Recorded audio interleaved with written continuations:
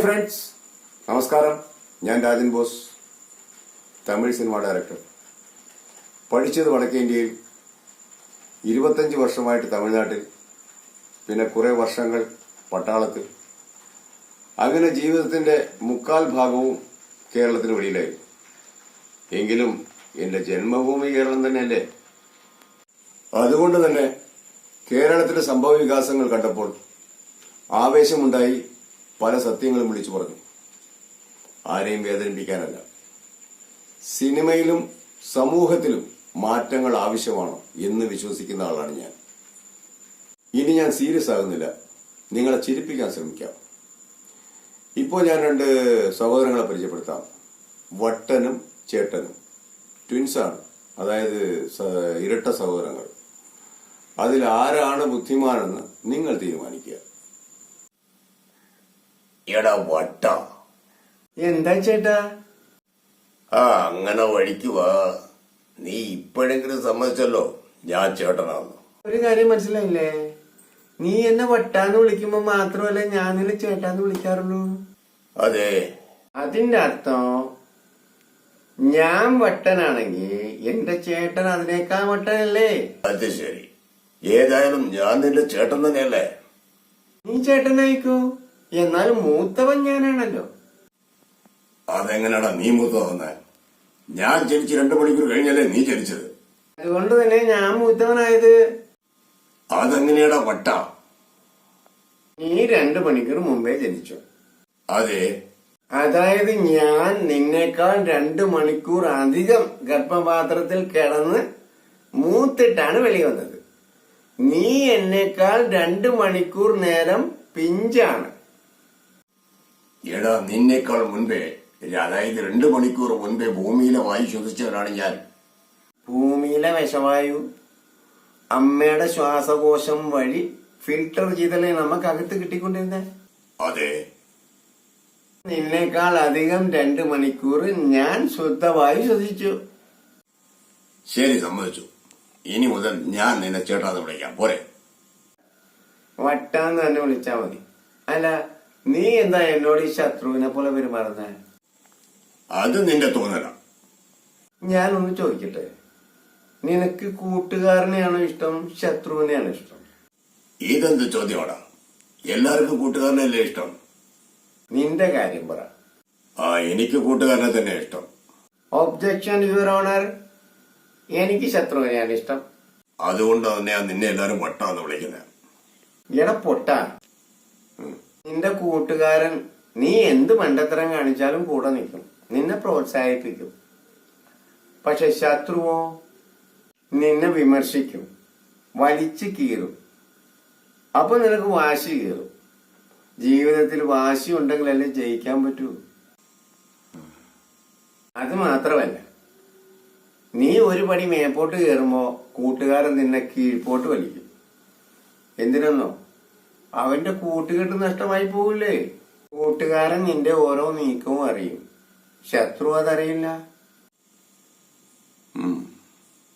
ശത്രു ചതിച്ച അത് പ്രശ്നമല്ല, അതെല്ലാരും പ്രതീക്ഷിക്കുന്നതാണല്ലോ. പക്ഷെ കൂട്ടുകാരൻ ചതിച്ച സഹിക്കാനാവില്ല. അപ്പൊ നീ പറഞ്ഞു വരുന്നത് സുഹൃത്തുക്കൾ വേണ്ടെന്നാണോ? വേണ്ടെന്ന് പറഞ്ഞില്ല.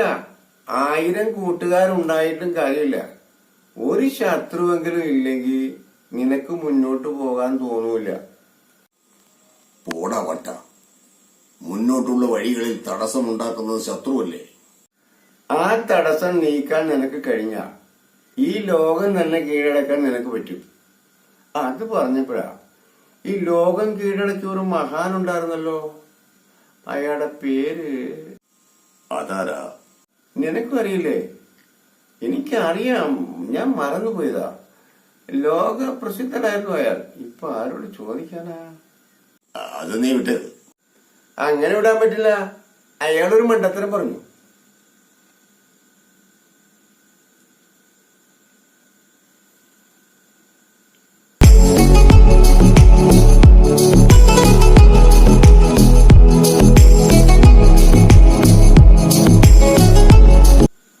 അയാളുടെ പേര് പറയാൻ പറ്റിയ ഒരാളേ ഉള്ളൂ.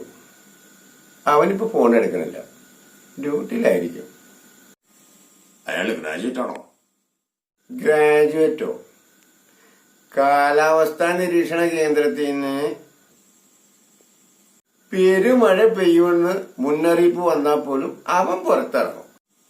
ആ മഴ മൊത്തം നനയേറ്റി വന്നിട്ട് പോലും അവൻ പള്ളിക്കൂടത്തിലെ തിണക്ക് കയറി എന്നിട്ടില്ല. 100 ആയുസ. ദേ അവൻ വിളിക്കുന്നു.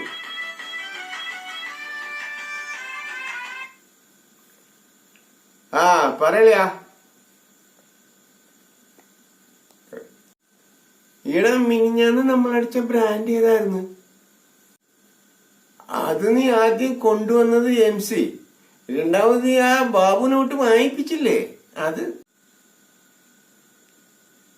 അപ്പൊ അത് നീ ബാബുനെ വിളിച്ച് അത്യാവശ്യമായിട്ടൊന്ന് ചോദിച്ചിട്ട് ആ ബ്രാൻഡിന്റെ പേരൊന്ന് പറയട്ടാ. അപ്പൊ ഓസിന് വെള്ളവടി ഉണ്ടല്ലേ?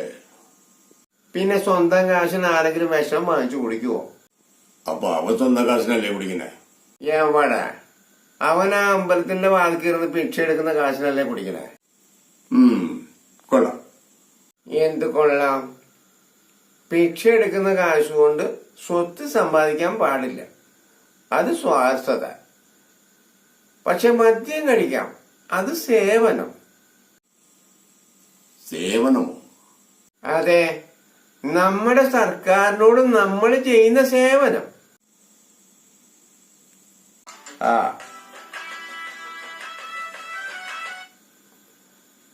ആ പറയളിയാ. ശരി വെച്ച. നെപ്പോളിയൻ അയാളൊരു മണ്ടത്തരം പറഞ്ഞു. എന്ത് മണ്ടത്തരം? അയാള് മരിക്കാൻ നേരത്ത് തന്റെ അനുയായികളോട് പറഞ്ഞു, എന്നെ പെട്ടിയിൽ അടക്കം ചെയ്യുമ്പോ എന്റെ 2 കൈകളും പെട്ടിയുടെ വെളിയിലോട്ട് തുറന്നിട്ടേക്കാൻ പറഞ്ഞു. അതൊരു നല്ല സന്ദേശമാണെന്നാണ് ജനം ഇന്നും വിശ്വസിക്കുന്നത്. അതായത് ഞാൻ ഒന്നും കൊണ്ടുപോകുന്നില്ലേ എന്ന് ജനങ്ങളോട് പറയുന്ന ഒരു സന്ദേശമായിരുന്നത്ര. അത് ശരിയല്ലേ? എന്ത് ശരി? അയാൾ ഒന്നും കൊണ്ടുപോയില്ലേ? എന്ത് കൊണ്ടുപോയി? കൊണ്ടുപോയത് കൊണ്ടല്ലേ നമ്മൾ ഇപ്പോഴും അയാളെ പറ്റി സംസാരിക്കുന്നത്. പേരും പ്രശസ്തിയും കൊണ്ടുപോയില്ലേ? പിന്നെ എല്ലാരും പറയാറുണ്ട് നമ്മൾ ഈ ഭൂമിയിലോട്ട് വരുമ്പോ ഒന്നും കൊണ്ടുവരുന്നില്ല എന്ന്. അത് ശരിയല്ലേ? അത് ശരിയാണോന്ന് എനിക്കറിയില്ല, പക്ഷെ ഞാൻ വന്നപ്പോ കൊണ്ടുവന്നു. എന്ത് കൊണ്ടുവന്നു? എനിക്ക് ഓർമ്മയില്ലല്ലോ, മുത്തശ്ശി പറഞ്ഞു കേട്ടതാ. എന്തു പറഞ്ഞു? നീയും കേട്ടിട്ടുള്ളതല്ലേ, എന്നാലും പറയാം. അന്നൊക്കെ സ്കാനൊന്നും ഇല്ലായിരുന്നല്ലോ, വീട്ടിലല്ലേ പ്രസവം. ഡോക്ടർ വയറ്റാട്ടി. 25% പ്രസവങ്ങളും മരണത്തിലാണ് കലാശിക്കുന്നത് അന്നൊക്കെ. നിന്നെ പ്രസവിച്ചു കഴിഞ്ഞപ്പോഴാ വയറ്റാട്ടി പറഞ്ഞത്രേ, ഇനി ഒരു കുട്ടി വയറ്റിലുണ്ടെന്ന്. കുട്ടിയെ രക്ഷിക്കാൻ നോക്കിയാൽ തള്ള പോകുമെന്ന് വയറ്റാട്ടി പറഞ്ഞപ്പോ മുത്തശ്ശി പറഞ്ഞു അത്രേ, കുട്ടി പോയാലും വേണ്ടില്ല, എന്റെ മകളെ രക്ഷിക്കൂന്ന് പറഞ്ഞു. അമ്മ വയറ്റാട്ടിയോട് പറഞ്ഞു അത്രേ, എന്റെ കുട്ടിക്കൊന്നും പറ്റാതെ നോക്കണേ. വയറ്റാട്ടി ധർമ്മസങ്കടത്തിലായി. അവസാനം വയറ്റാട്ടിയുടെ മെടുക്കാണോ എന്റെ മെടുക്കാണോ എന്നറിയില്ല, ഒരു കേടുപാടും കൂടാതെ ഞാൻ വെളിയിൽ വന്നു.